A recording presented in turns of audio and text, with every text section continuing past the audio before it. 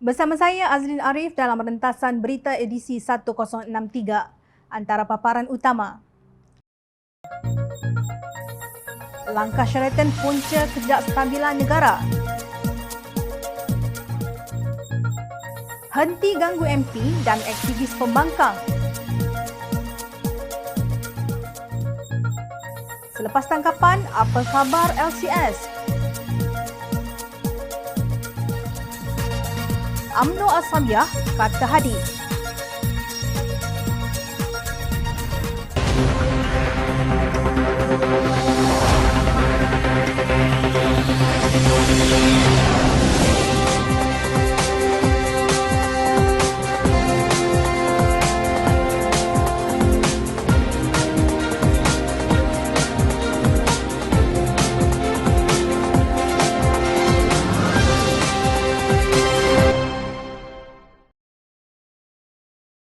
Assalamualaikum dan salam sejahtera. Hanya mereka yang bebal atau sudah dibebalkan sahaja yang enggan mengaku bahawa ketidakstabilan politik yang melanda seluruh negara hari ini akibat pengkhianatan mandat rakyat dalam langkah Sheraton pada Februari 2020. Malangnya, kebebalan ini turut terselah dalam diri pimpinan yang bersekongkol dalam peristiwa yang memalukan negara itu. Ketua Penerangan Bersatu Datuk Wan Saiful Wanjan mengaku bahawa keadaan negara tidak stabil, tetapi beliau langsung tidak mengaitkannya dengan kudeta yang didalangi oleh Presiden Bersatu Tan Sri Mahyidin Mat Yassin itu. Sebaliknya, beliau menyalahkan kluster mahkamah dalam UMNO. Bagaimana Bersatu boleh mengajak UMNO untuk menjatuhkan Pakatan Harapan jika ia percaya di dalam UMNO itu wujud kluster mahkamah yang punya kepentingan sendiri? Kerana Bersatu menyangka selepas menjatuhkan kerajaan Pakatan Harapan menerusi langkah Sheraton, ia masih boleh meneruskan dakwaan terhadap pemimpin-pemimpin UMNO tersebut. Justru Bersatu akan dilihat sebagai pejuang integriti dan keadilan. Sekaligus, rakyat akan lupa tentang pengkhianatan langkah Sheraton. Namun, kita melihat Bersatu dan gerombolannya tidak mendapat keberkatan Allah SWT setelah mengkhianati mandat rakyat pada pilihan raya umum ke-14 yang lalu. COVID-19 yang baru saja menyerang dan sudah dapat ditangani oleh Datuk Seri Dr. Zulkifli Ahmad dan pasukannya dalam Kementerian Kesihatan Malaysia telah bertukar menjadi pandemik yang ganas. Ini berpunca daripada mereka yang memegang jawatan dalam kementerian berkenaan tidak ada kebolehan dalam menangani isu yang begitu dahsyat. Malah Kabinet Bersaiz Gergasi itu tidak menyumbang apa-apa pun kepada kebajikan rakyat kecuali menghabiskan perbendaharaan negara sahaja. Sehingga dana daripada tabung kumpulan wang amanah negara KWAN turut dikorek. Kluster mahkamah menyedari tentang kekurangan pengalaman ahli Kabinet Bersaiz XXL Mahyidin ini. Mahyidin dijatuhkan oleh gerombolan yang beliau kongsi kuasa. Itulah natijah sebuah pengkhianatan. Mereka membuat pelbagai alasan untuk menjustifikasi rampasan kuasa pada hujung Februari itu. Ini termasuk fitnah bahawa Pakatan Harapan dikuasai oleh DAP. DAP adalah parti yang paling dominan di dalam PH. Walaupun bilangan kursi mereka kurang sedikit daripada PKR iaitu keadilan, tapi kesatuan mereka lebih jitu. Mereka pula didukung kuat oleh PAN yang selalu dianggap adik kecil DAP, kata Dr. Muhammad Zudi Marzuki yang kalah dalam pemilihan pimpinan tertinggi PAS baru-baru ini. Muhammad Zudi gagal mencabar penyandang naib Presiden PAS Idris Ahmad, Datuk Muhammad Amarni Abdullah dan Dr. Ahmad Samsuri Mokhtar. Kata Muhammad Zudi, faktor paling utama yang mendorong PAS dan UMNO duduk di meja rundingan ialah kesedaran bersama yang sangat tinggi tentang cabaran getir yang bakal dihadapi oleh kedudukan Islam dan umat Melayu di negara ini di zaman pemerintahan Pakatan Harapan. Tetapi apa kedudukan Islam selepas langkah Sheraton? 2 minggu selepas kerajaan yang kononnya boleh menyebabkan Melayu dan Islam terancam itu dijatuhkan, Presiden MCA Wee Ka Siong berkata, "Saya tidak mahu dengar selepas ini orang kata ini kerajaan Melayu Islam." Seluruh pemimpin PAS, UMNO dan Bersatu terkedu. Secara tidak langsung, Ka Siong mendedahkan bahawa langkah Sheraton tiada kena-mengena dengan usaha untuk memartabatkan kepimpinan Islam. Bersatu, PAS, UMNO, MCA dan MIC hanya mahu kuasa sahaja. Lepas itu menjaga diri masing-masing kerana kerajaan tebuk atap 1.0 dan tebuk atap 2.0 tiada hala tuju. Langkah Sheraton kononnya untuk menyelamatkan agama, negara dan bangsa Melayu hanyalah serupa dengan nyanyian lagu warisan anak kecil main api. Ketidakstabilan negara berpunca daripada langkah Sheraton. Kluster mahkamah adalah kumpulan yang mengambil kesempatan di atas ketidakstabilan yang terbit daripada kudeta itu. Tindakan Suruhanjaya Pencegahan Rasuah Malaysia SPRM dan Polis Diraja Malaysia PDRM yang dilihat begitu rakus mengganggu Ahli Parlimen Pakatan Harapan menarik perhatian Ahli Parlimen ASEAN. Mereka menerima gangguan hanya kerana menjalankan tanggungjawab sebagai Ahli Parlimen demi menegakkan keadilan dan tadbir urus baik. Baru-baru ini Ahli Parlimen ASEAN mengeluarkan satu kenyataan menggesa pihak berkuasa Malaysia menghentikan gangguan terhadap Ahli Parlimen pembangkang dan membenarkan mereka menunaikan kewajipan mereka sebagai wakil rakyat. Mereka yang terbabit termasuk Ahli Parlimen Seputih Teresa Kok, Mazli Malik Simpang Renggam, Maria Chin Abdullah Petaning Jaya dan Fahmi Fazil Lembah Pantai serta puluhan aktivis kerana turut serta dalam perhimpunan anti rasuah pada 22 Januari lalu.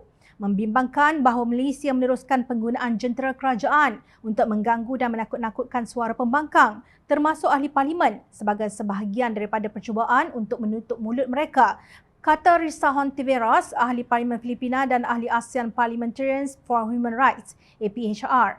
Reaksi kerajaan terhadap tunjuk perasaan aman yang sah yang meminta accountability dalam jawatan awam tidak seharusnya dengan mengganggu mereka yang berdemonstrasi, sebaliknya menyiasat kebimbangan mereka. Menuntut kebertanggungjawaban dan jawapan untuk dakwaan rasuah adalah penting dalam demokrasi dan pihak berkuasa tidak boleh menghalangnya. Antara yang disoal siasat oleh polis ialah Ketua Pemuda Amanah Nasional Hasbi Muda. Apakah dosa besar mereka? Mereka yang terbabit dalam demonstrasi yang digelar protes tanda pagar tangkap Azam Baki menyaksikan seramai kira-kira 500 orang berkumpul di Kuala Lumpur pada 22 Januari dengan polis menutup jalan raya di Ibu Negara dan mengerahkan truk anti-rusuhan. Demonstrasi tersebut yang terdiri daripada golongan muda menuntut Ketua Pesuruhjaya Suruhanjaya Pencegahan Rasuah Malaysia SPRM Tan Sri Azam Baki disiasat kerana memiliki jutaan saham di syarikat yang senarai awam yang boleh menjejaskan integriti badan tersebut. Hasbi Muda menegaskan beliau memilih untuk menjawab di mahkamah ketika disoal siasat polis susulan perhimpunan aman tersebut. Beliau mempersoalkan kewajaran proses siasatan terhadap peserta demonstrasi itu sedangkan suspek sebenarnya ialah Azam Baki. Yang jadi suspek jenayah adalah Azam Baki tapi yang disoal siasat adalah anak-anak muda yang mendesak supaya suspek jenayah disoal siasat. Apa sudah jadi Malaysia? Patutlah indeks persepsi rasuah merudum, katanya.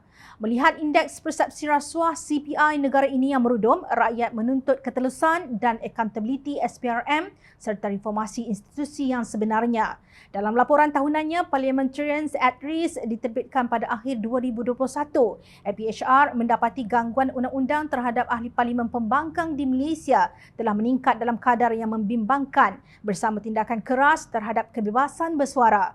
Kami berdiri demi solidariti dengan rakan-rakan Ahli Parlimen kami dan mengingatkan kerajaan Malaysia bahawa pasukan polis harus digunakan bukan untuk mengganggu dan menakut-nakutkan pengkritik kerajaan tetapi untuk melindungi dan menghormati hak rakyat untuk membantah dan kebebasan bersuara. Pihak berkuasa mesti segera menamatkan ancaman ini dan menggunakan jentera kerajaan untuk memastikan mereka yang berada dalam jawatan awam bertanggungjawab kepada rakyat, kata Hontiveros. Sebelum penyokong kerajaan kata, jiran jangan campur tangan urusan dalam negara Malaysia. Anda cermin diri dahulu. Malaysia banyak terlibat dalam urusan negara-negara lain kerana merasa bertanggungjawab sama ada sebagai manusia, umat Islam mahupun sebagai jiran. Kalau pemimpin negara kita enggan mendengar nasihat negara jiran, jangan salahkan mereka jika pelabur lari ke sana seperti yang sedang berlaku sekarang. Rakyat merana jika kerajaan jadi kera sumbang. Sekali lagi, jom channel bertanya. Selepas 3 individu ditahan, Suruhanjaya Pencegahan Rasuah Malaysia SPRM berhubung kes kontrak perolehan 6 kapal tempur pesisir pantai LCS, apa yang terjadi seterusnya? Soalan ini turut disuarakan Ahli Parlimen Setiawangsa Nik Nazmi Nik Ahmad. Menurut beliau, rakyat sudah tentu inginkan pihak yang bertanggungjawab atas pelbagai dakwaan salah laku berkaitan kes ini didakwa di mahkamah dan menerima hukuman yang setimpal. Projek LCS bernilai 9.128 bilion ringgit, pelaksanaan perolehan pertahanan terbesar untuk peralatan baharu dalam sejarah Malaysia adalah salah satu daripada beberapa isu yang telah diteliti oleh Jawatankuasa Pilihan Khas Parlimen mengenai pertahanan dan hal ehwal dalam negeri semasa saya menjadi pengurusinya. Projek ini telah dicemari oleh beberapa kontroversi, termasuk kegagalan untuk menghantar kapal seperti yang dijadualkan dengan kos berlebihan, bayaran yang dipertikaikan dan persoalan tentang bagaimana ia diberikan. Ia membuatkan kita semua berfikir bagaimana projek sebesar ini diberikan dan diuruskan, katanya dalam satu kenyataan. Laman rasmi Rheinmetall pada 21 Januari 2013 menyatakan bahawa syarikat tersebut telah memenangi kira-kira 1.3225 bilion ringgit mengikut nilai semasa dalam tempahan pertahanan udara baharu dari Asia dan Timur Tengah. Malaysia, Kuwait dan sebuah negara Asia yang lain telah memesan perkakasan dan atau perkhidmatan pertahanan udara daripada syarikat yang berpangkalan di Düsseldorf, Jerman itu dengan jumlah nilai sekitar 280 juta euro. Pesanan itu merangkumi penyelesaian untuk unit darat, udara dan tentera laut. Rheinmetall akan melengkapkan Malaysia dengan sejumlah 12 radar kawalan kebakaran dan 6 sistem elektrooptik untuk 6 bot peronda baharu. Ini adalah pesanan terobosan untuk generasi baharu, sistem berprestasi tinggi yang komponen asasnya semuanya dibangunkan secara dalaman. Bersama-sama dengan alat ganti dan latihan, pesanan itu juga termasuk pemindahan pengetahuan ke Malaysia yang akan membolehkan industri tempatan mengambil bahagian secara aktif dalam projek itu. Penghantaran sistem akan bermula pada 2015 dan berterusan hingga 2020. Kapal tempur Littoral Generasi Kedua SGPV LCS baharu Tentera Laut Malaysia memainkan peranan penting dalam melindungi laluan laut serantau di mana lanun menimbulkan ancaman besar kepada perkapalan komersial. Teknologi kawalan kebakaran daripada Rheinmetall akan membentuk elemen penting dalam teknologi papan kapal OPV mengawal persenjataan utama dan kedua kapal. Pesanan penting ini menggariskan kepentingan Rheinmetall yang semakin meningkat sebagai pembekal teknologi canggih kepada Angkatan Laut Dunia. Demikian kenyataan Rheinmetall yang tidak menyebut berapa banyak daripada 280 juta euro datang dari Malaysia. Maknanya tempahan untuk peralatan daripada Rheinmetall adalah benar. Cuma apa yang berlaku selepas itu menjadi misteri sehingga bukan sahaja rakyat biasa terpinga-pinga, malah ahli parlimen pun tidak jelas mengenainya. Menurut Nik Nazmi, di sebalik penahanan tersebut, rakyat Malaysia seharusnya diberitahu tentang gambaran menyeluruh mengenai kontroversi ini. Ia akan berlaku sekiranya jawatan kuasa pilihan khas Parlimen dibenarkan meneruskan serta menyelesaikan tugasnya dalam isu ini, ujarnya. Beliau berkata Pakatan Harapan tidak gagal dalam menguruskan isu LCS kerana jawatan kuasa ini bekerja dengan baik dan bergerak dengan pantas sehinggalah berlaku pertukaran kerajaan yang menghalang proses tersebut. Penahanan yang berlaku tidak boleh dianggap sebagai tutup kes atau misi tercapai kerana belum ada yang didakwa dan kerajaan semasa masih belum menggariskan secara terbuka dan komprehensif bagaimana mereka berhasrat untuk memastikan LCS akhirnya disiapkan atau masalah seperti ini tidak akan berulang. Pengajaran mesti diambil supaya negara ini tidak berdepan dengan belanjawan yang lebih besar untuk projek-projek yang bermasalah. Adakah kerajaan sedia ada mempunyai iltizam politik untuk memastikan perkara ini? Soalnya, daripada paparan beberapa portal di internet, Kuwait nampaknya tidak ada masalah dengan kontrak pertahanan negara berkenaan bersama Rheinmetall. Tetapi, mengapa kapal LCS di Malaysia tidak siap seperti yang dijangkakan? Sedangkan menurut laman rasmi Rheinmetall, penghantaran sistem bermula pada 2015 dan berterusan hingga 2020. Untuk makluman, kita bukan hanya berhadapan dengan lanun tetapi juga pencerobohan oleh abang besar. Situasi ini diakui oleh Menteri Luar Malaysia Datuk Saifuddin Abdullah. Saya merasakan selagi Petronas membangunkan lapangan gas asli Kasawari, kita kerajaan boleh menjangkakan lebih banyak kapal-kapal Cina akan melawat kawasan perairan milik Malaysia itu dengan lebih kerap.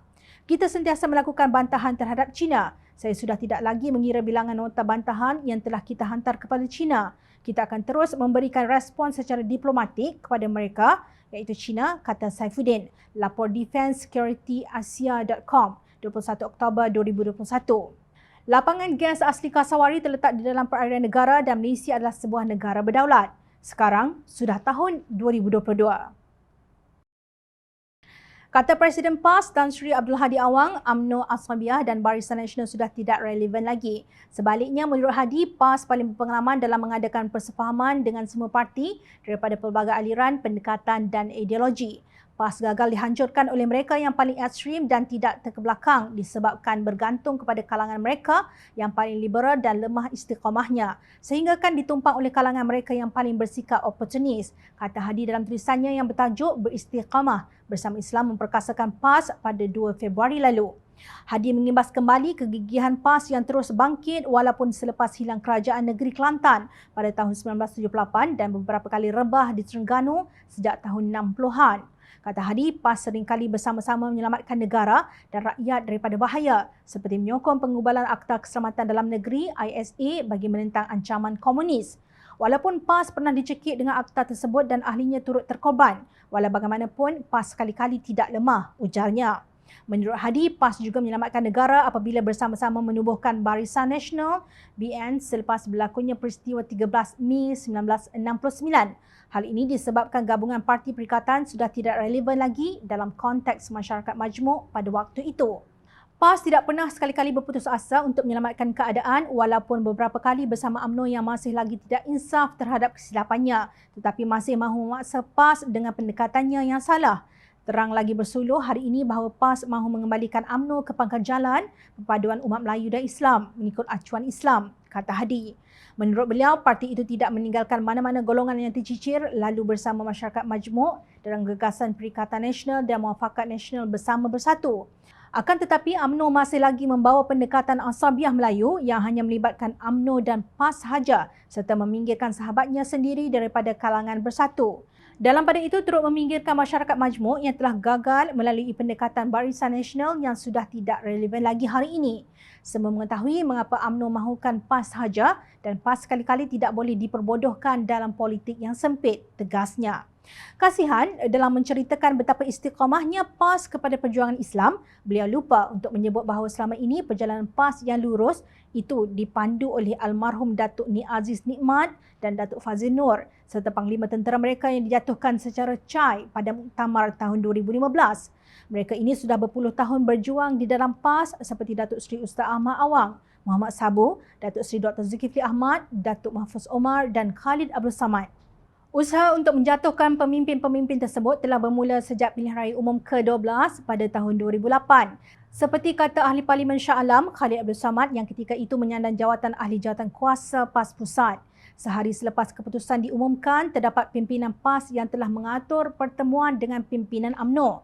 Yang sah dan nyata, cadangan membentuk kerajaan bersama UMNO BN telah dipertimbangkan untuk Selangor dan Perak, kata Khalid dalam tulisannya pada 13 Ogos 2015. Beliau berkata sebelum Muktamar 2015, pemimpin-pemimpin ini diasak dan diserang dengan didakwa membawa fikrah menyimpang daripada dasar Islam.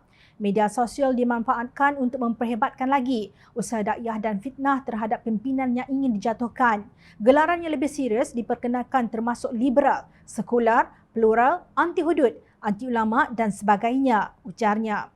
Menurut Khalid, apabila persoalan mengenai kempen jahat ini diadu kepada Presiden PAS semasa mesyuarat ahli jawatan kuasa PAS Pusat, ia sekadar dijawab dengan penjelasan bahawa fitnah dan dakwah adalah perkara biasa.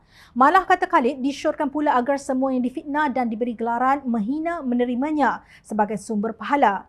Menurut pengarah komunikasi Amanah Nasional itu, terdapat pimpinan yang memfatwakan bahawa label-label adalah sunnah dengan berbagai hujah untuk mempertahankan amalan terkutuk tersebut.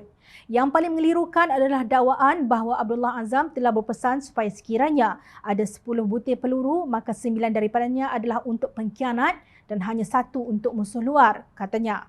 Sedangkan Abdullah Azam, seorang pemimpin jihad, menceritakan mengenai perjuangan untuk mencapai kemerdekaan, menentang penjajah dan pengkhianat yang dimaksudkan adalah orang tempatan yang bersekongkol dengan penjajah, bukan ahli jemaah sendiri.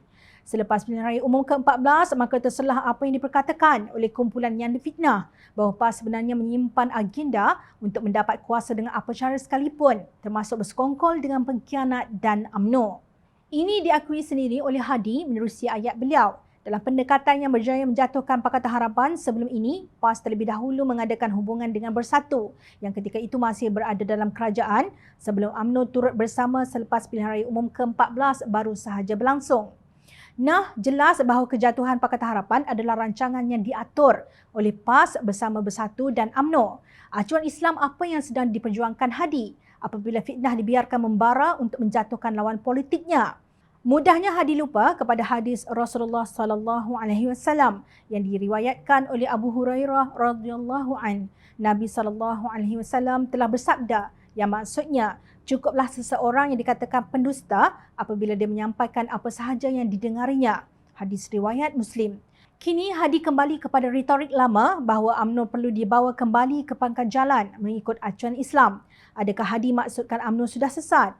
PAS hanyalah sebuah parti politik. PAS bukan agama. Jika Hadi merasa PAS diperbodohkan dan dikanati UMNO, anggaplah ia sebagai peringatan Allah Subhanahu Wa Taala bahawa PAS sendiri sudah mengkhianati mandat rakyat pada pilihan raya umum ke-14 lalu yang memberi peluang kepada parti itu menguasai Kelantan dan Terengganu, bukan Kerajaan Persekutuan. Sebelum menyeru pihak lain untuk kembali ke pangkal jalan, PAS sendiri harus bermuhasabah dan kembali ke jalan yang telah dirintis oleh Tuan Guru Nik Aziz dan Fazil Nur. Rakyat memerhati. Teruskan bersama kami di Jom Channel dan layar reporterjomchannel.net untuk mendapatkan berita politik tanah air. Saya Azli Arif, terima kasih. Assalamualaikum dan salam sejahtera.